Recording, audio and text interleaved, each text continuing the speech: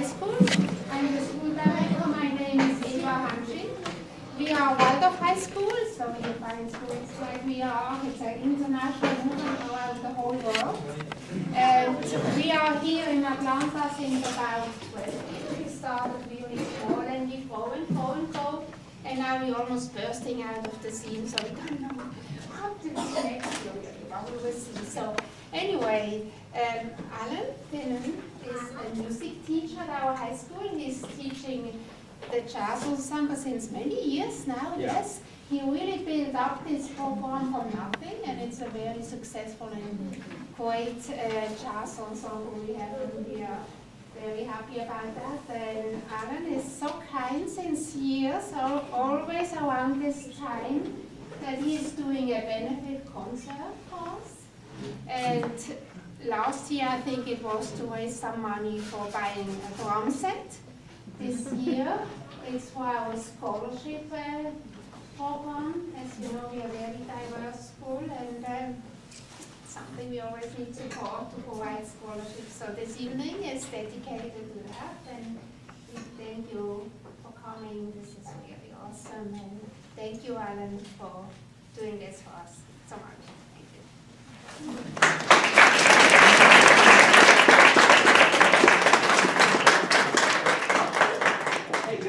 Hold on 1 second, get you up here. I mean, this is such a tough business. It's like young pianists, they're ready to just push you out. Okay, yeah, it'll happen. Once you hear him, it'll be like someday maybe he'll go on tour and he'll let me be his opening act. Maybe. So I want to thank Ava for making the space to do this, and the faculty who are here to volunteer to help put things together. I've been involved with academe, I don't know, maybe 8 years. I also have done a course many years, and I used to be at the lower school, Waldorf also. And I've just been impressed to see how the school has built over 10 plus years, and the caliber of the faculty, and there is kind of a spirit that's maybe a little bit different in the Waldorf setting. I'm not really fully trained in the Waldorf thing, I've more observed it, but it's a very wonderful energy. Quite a lot of dedicated teachers here.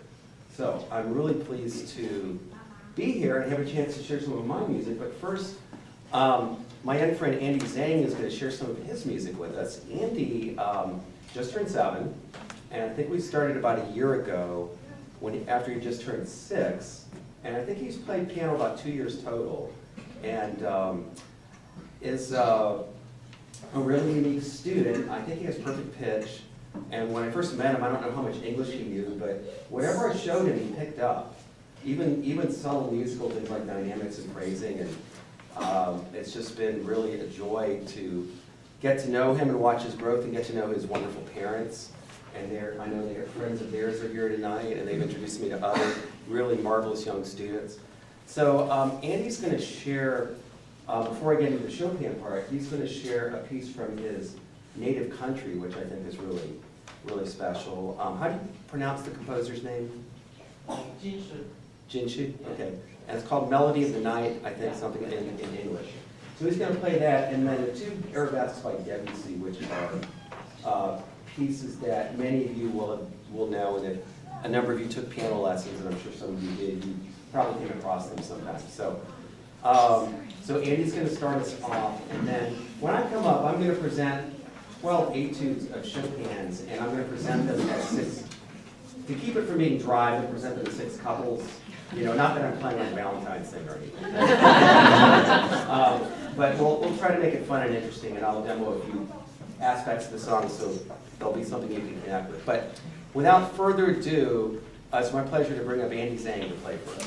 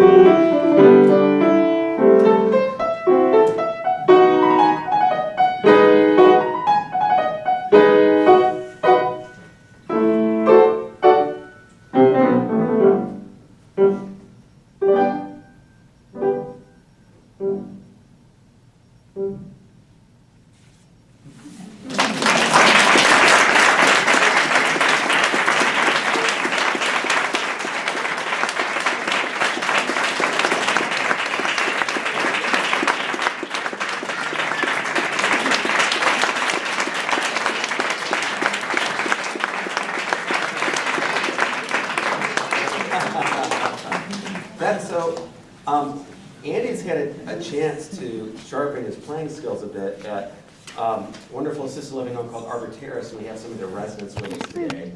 And you know, they're part of the Andy, probably growing Andy fan club.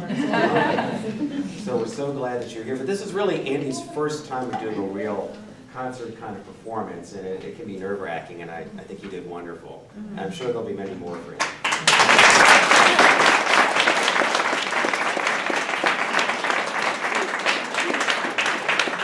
I want to honor and thank his parents, who I think are just doing a wonderful job of supporting his piano habit, encouraging him to practice, and I think his dad will become a piano teacher someday too, actually. Right, so there's Dad. Where's Mom? There you are.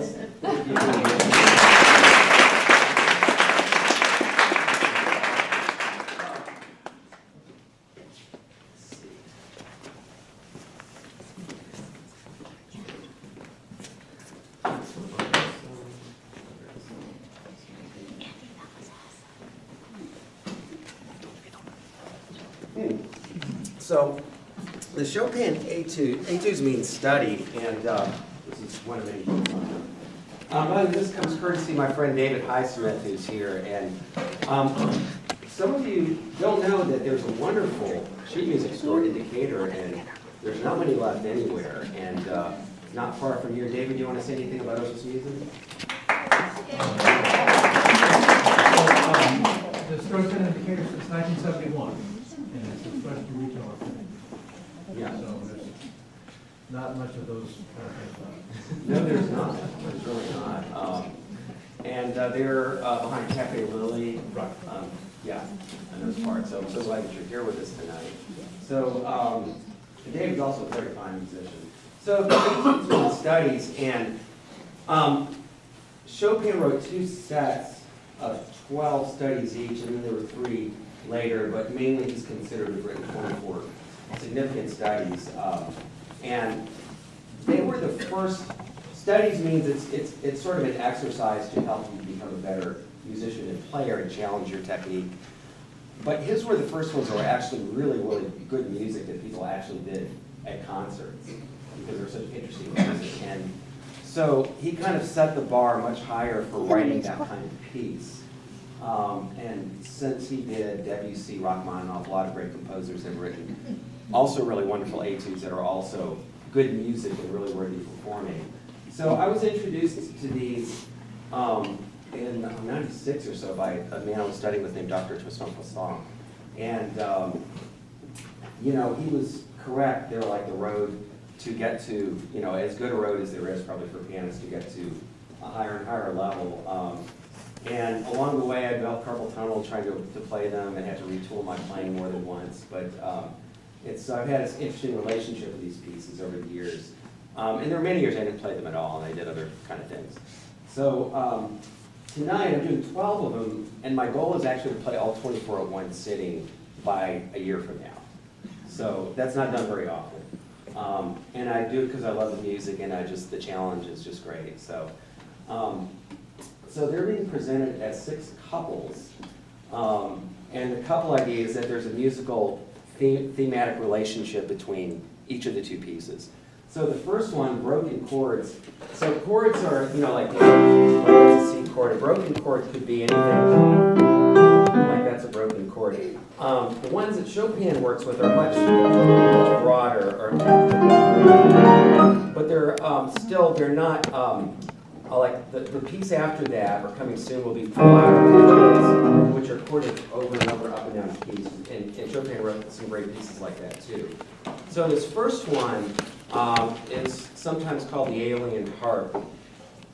And to me, it's very much of a nocturne or night piece. So I'm going to play this, and then right after it, the other broken chord piece, and then we'll introduce the next couple.